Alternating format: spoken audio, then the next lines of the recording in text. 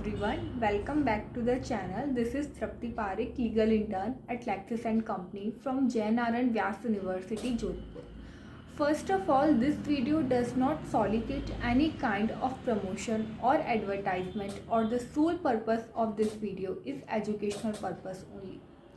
In this video, I will talk about Environment Protection Act 1986.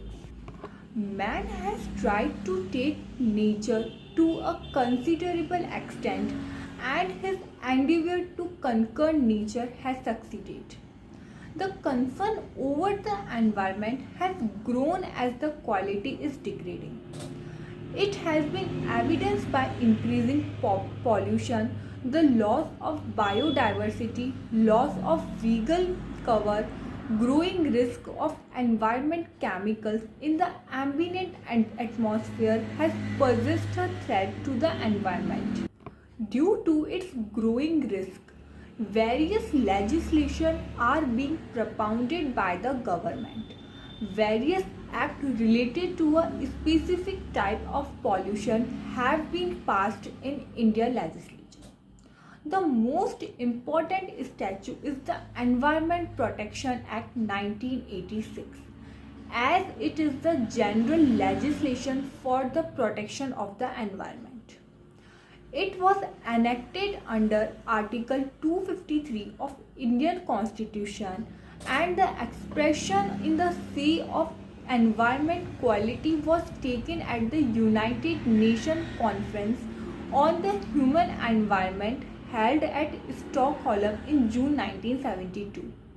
The government of India strongly voiced against the environment concern and further passed many acts related to the environment.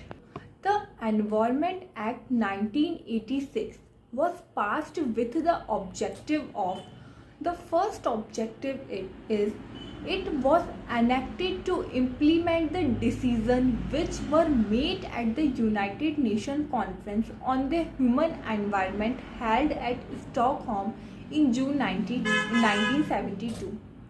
The second objective is creation of authority for the government protection.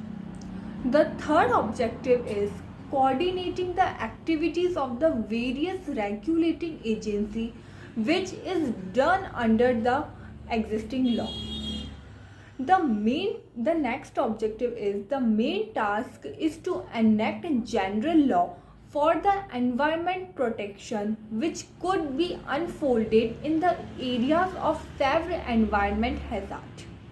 The fifth objective is providing deterrent punishment to those who include in injuring the who include or violating the human environment, safety and health. The main goal for the environment should be sustainable development, and it can be regarded as one of the goals of Environment Protection Act 1986. The sustainable development include achieving the object and the purpose of the act, as well as the protection of life under Article 21 of the Constitution. Now, what are the scope and commencement of the act? The Environment Protection Act 1986 extended to whole the India, and it come into force on 19th November. Section 2 of the Environment Protection Act 1986 deals with the sum of the information about the definition of the act, and these definition includes: the first is environment. The word environment includes water, air, land, and also the interrelation between their existence. It also includes human beings and being other living creatures such as plant, microorganism and property. The second definition included in Environment Protection Act is environmental pollutants, which means any substance in solid, liquid or gaseous form which in consideration is injurious to the health of living beings. The next definition includes handling. Handling means any substance which is in the relation of being manufactured, processed, collected, used, offered for the sale or like of such substance. The next definition includes environmental pollution.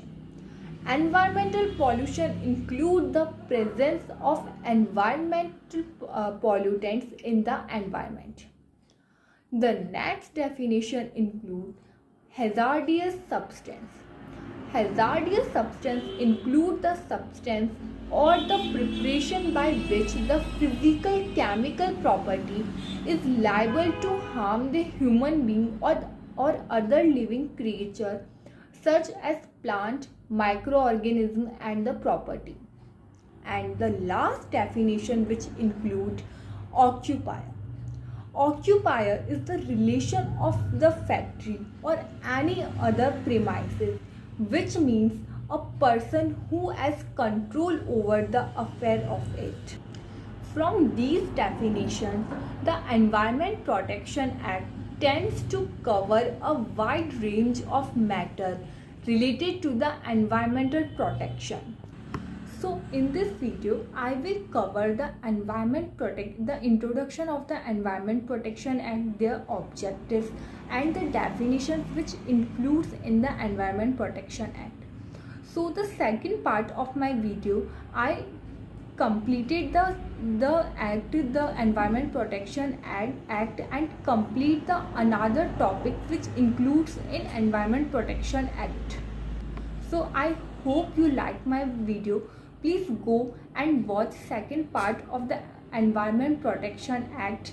Please like, subscribe and comment. Thank you for watching.